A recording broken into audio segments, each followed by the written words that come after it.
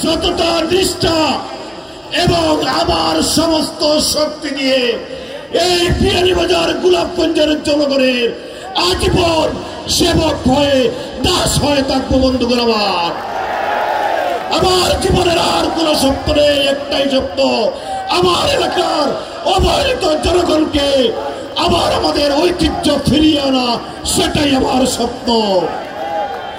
আমার স্বপ্ন 5 মাইল থেকে চানগ্রাম, গানপাড় থেকে বাজার আগ্রসপুর পর্যন্ত এই জনপদের সকল অবহেলিত জনগণের পাশে থেকে আপনাদের খেদমত করা, সেটাই আমার একমাত্র স্বপ্ন, আর কোন স্বপ্ন নয়। আমাদের মাঝে আর কোন দ্বিধাদ্বন্দ্ব নেই, কোন দ্বিধা বিভক্তি নেই। আমরা এক এবং ঐক্যবদ্ধ। কার নেতৃত্বে আমরা ঐক্যবদ্ধ বলেন তো?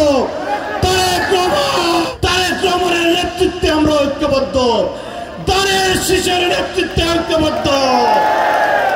এই প্রতীক কার প্রতীক? তারেক রহমানের প্রতীক। এই প্রতীক শহীদ জিয়ার প্রতীক।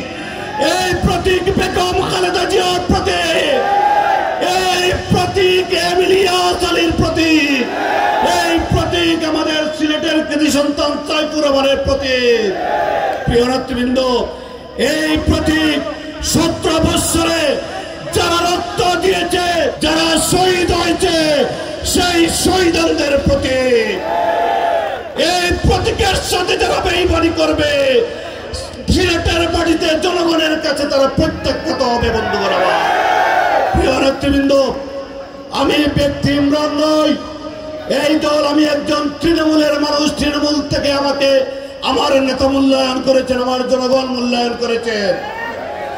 আপনারা যদি আপনাদের কণ্ঠস্বর উঁচু না করতেন, হয়তো আমাদের নেতার কানে না যেত। তার জন্য আমি গোলাপগঞ্জ বিয়ানীবাজারবাসীর জনগণের কাছে কৃতজ্ঞতা প্রকাশ করছি। বন্ধুগণ,